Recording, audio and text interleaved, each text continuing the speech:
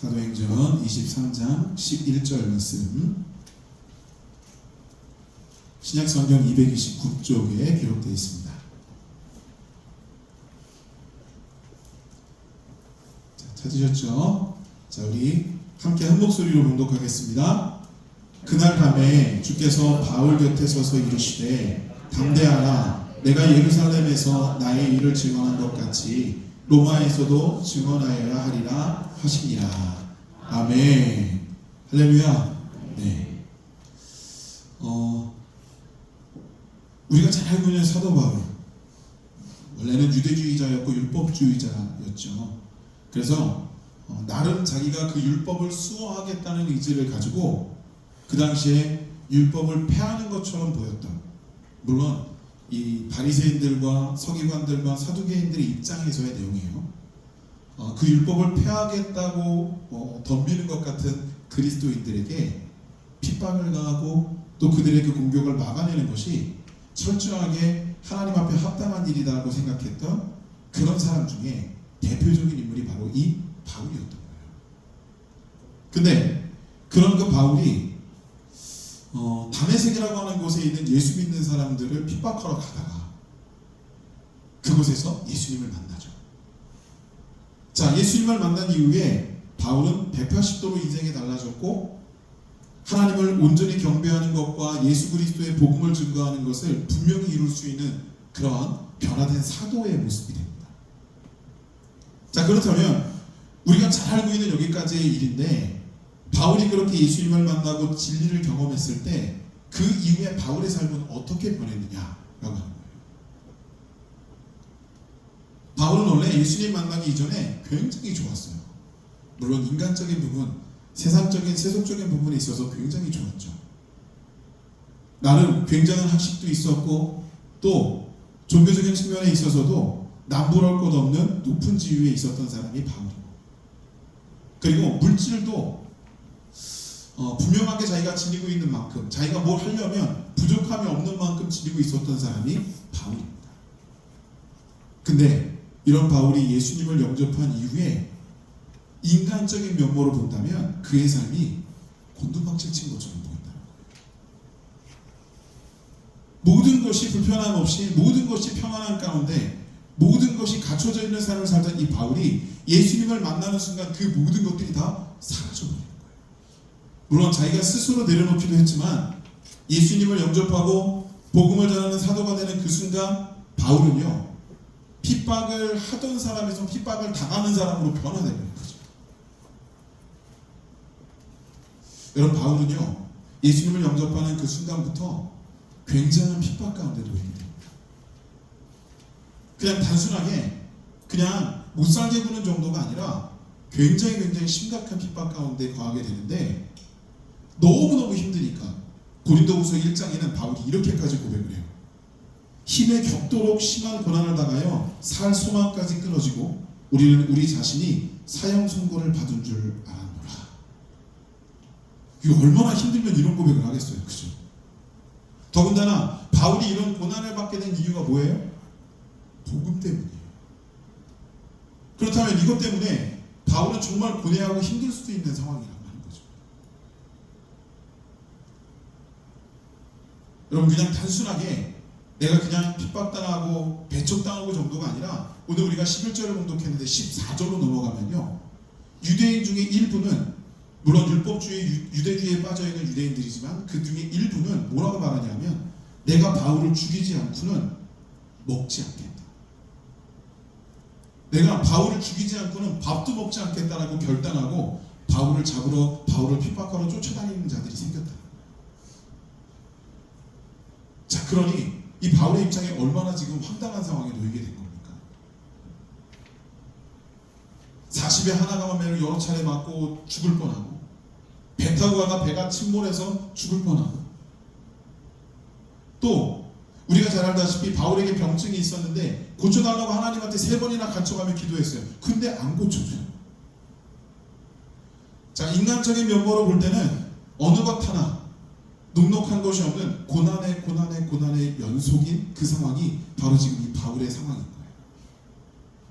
네, 여러분, 우리가 이 바울의 이 모습을 보면서 꼭 기억해야 되는 것이 뭐냐면 하나님은 그런 바울을 끝까지 보호하시고 책임지셨다라고 하는 거예요. 40에 하나가 만매 죽기 직전까지 매 맞은 거예요. 근데 바울이 죽었습니까? 안 죽어요. 배 타고 가다 배가 침몰했어요. 그래도 안 죽어요. 심지어는 예루살렘에 3차 전도여행을 마치고 예루살렘에 돌아왔는데 거기서 또 일부 유대인들의 계계를 통해서 로마 사람들에게 붙잡혀요. 그리고 로마로 배를 타고 압송이 됩니다. 근데 압송되는 과정에서 유라굴로라고 하는 광풍을 만나서 물에 빠져 죽을 그런 지경에 처하기도 해요.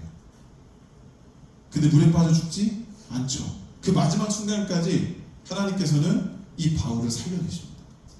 그리고 바울만 살려낸 것이 아니라 바울과 함께 있었던 그 뱃사람들 모두를 살려서 멜리데라고 하는 섬으로 올라가게 만드십니다. 자, 하나님께서는 왜 바울을 이렇게까지 책임지고 보호하셨을까? 물론 그 왜라는 말 자체가 어폐가 있을 수 있어요. 근데 우리가 기억해야 되는 것은 이 바울이 하나님 앞에 이렇게 보호함을 받았던 데는 분명한 그만한 이유가 있다는 거예요. 자, 핵심적인 이유만 제가 분명히 여러분께 좀 오늘 설명을 드리고 말씀을 좀 정리할 거예요. 자, 첫 번째, 하나님께서 이 바울을 보호하셨던 이유는 바울이 목숨 걸고 하나님을 섬겼기 때문이라는 거예요. 그저 대충 내가 노선을 변경했다 정도가 아니라 내가 주님을 따르다 죽을 수도 있다. 그러나 그래도 나는 주님을 포기하지 않겠다라는 그 가치를 가지고 복음 앞에 세워진 자가 바울이었다는 거예요. 여러분, 우리가요, 어떤 분야, 어떤 영역에 하나님이 주시는 복을 누릴 때가 있습니다. 근데 그 복을 누릴 때 우리가 분명하게 기억해야 되는 건 우리가 그 하나님이 주시는 그 영역에 대해서 초월하였을 때, 그걸 뛰어넘었을 때 하나님께서는 우리에게 그 복을 마음껏 부어주세요. 물질의 복을 받았던 이들, 그 물질을 하나님께서 허락해 주시면 그 물질을 하나님의 영광을 위해서 또 하나님의 거룩한 공의대로 온전히 쓸 수 있는 사람이기에 하나님은 그에게 물질을 허락하시는 거예요. 그리고 그 물질을 하나님께서 다시 거두어 가셔도 절대로 하나님 앞에 포기하거나 하나님을 멀리 떠나는 일이 없을 것 같은 이들, 없다고 확신되는 이들에게 하나님께서 그 물질을 축복을 허락해 주시는 거예요. 여러분, 우리가 초월한 것을 참 아이러니하게도 하나님 우리에게 허락해 주신다는 거예요. 바울은 생명을 걸고 주님의 사명을 감당했어요.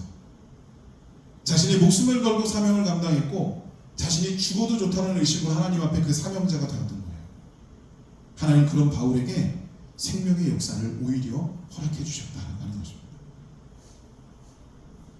자, 또 한 가지 하나님께서 바울을 보호하셨던 이유는요, 바울에게 사명이 남겨져 있었기 때문이다 라고 하는 거예요. 오늘 11절에 어떤 내용이 있느냐 하면, 담대하라, 내가 예루살렘에서 나의 일을 증언한 것 같이 로마에서도 증언하여야 하리라. 아멘. 이렇게 지금 기록이 되어 있다는 거예요. 바울이 예루살렘에서 붙잡히게 된 이유는요, 그리고 로마로 끌려가게 된 이유는 그저 그 로마 시민권자니까 로마에 가서 로마법으로 재판받고 로마 감옥에 갇혀라, 이게 아니에요. 분명히 11절에 주께서 말씀하셨죠. 네가 예루살렘에서 그런 것처럼 로마에 가서도 너는 복음을 전해야 된다. 바울의 3차 전도여행까지 모두 맞춰지는 상황이에요.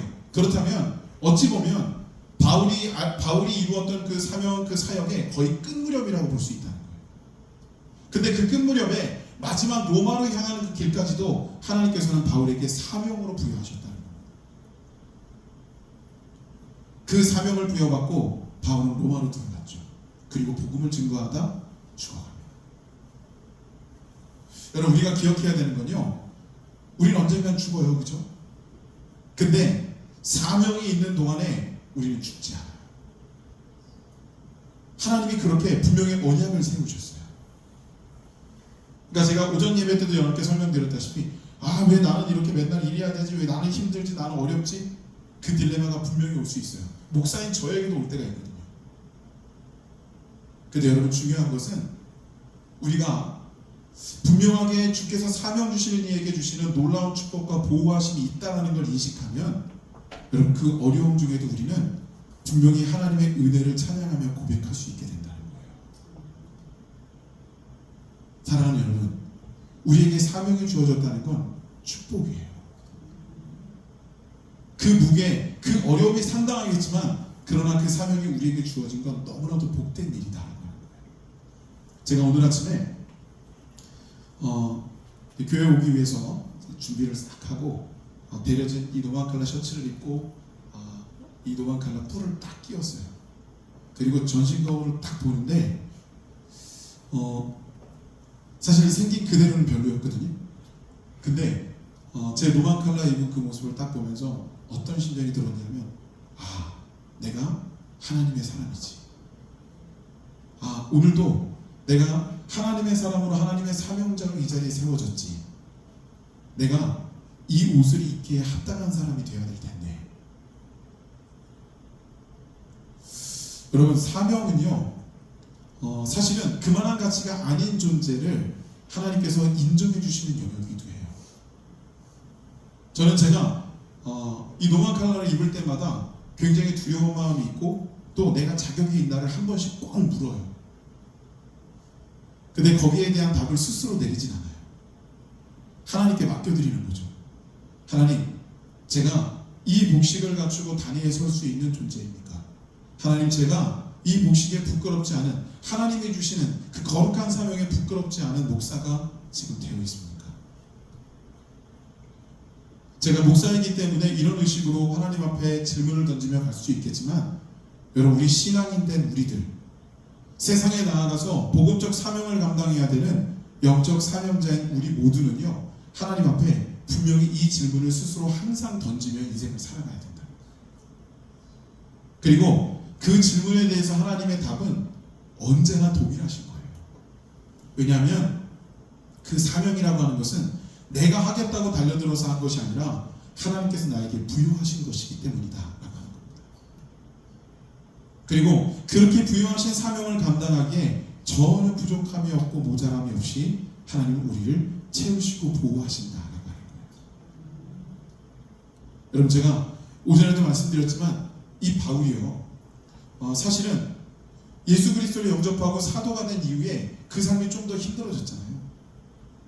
물질적으로도 넉넉하지 않았고 주변에 있는 환경과 조건으로도 자기가 유대인의 관원으로 살 때보다는 훨씬 더 퍽퍽하고 어려운 상황이었습니다.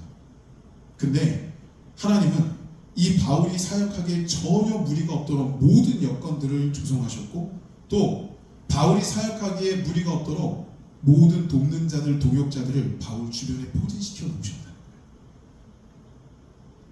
여러분, 하나님은 우리에게 사명을 맡기실 때 거저 맡기시는 게 아니에요. 우리가 하나님의 부르심에 응하고 그 사명의 자리에 나가면 나머지 일은 하나님이 하시는 거예요. 내가 열정적으로 최선을 다해서 사명을 감당한다? 근데 여러분, 그 사명을 감당한다라고 하는 건 내가 능력이 있어서 그걸 해간다가 아니라 내가 그 일을 행하시게 하시는 하나님 앞에 나를 세워놓는다. 성경은 우리는 하나님의 도구라고 표현을 하거든요. 도구는요 자기가 뭘 할 수 있는 존재가 아니에요.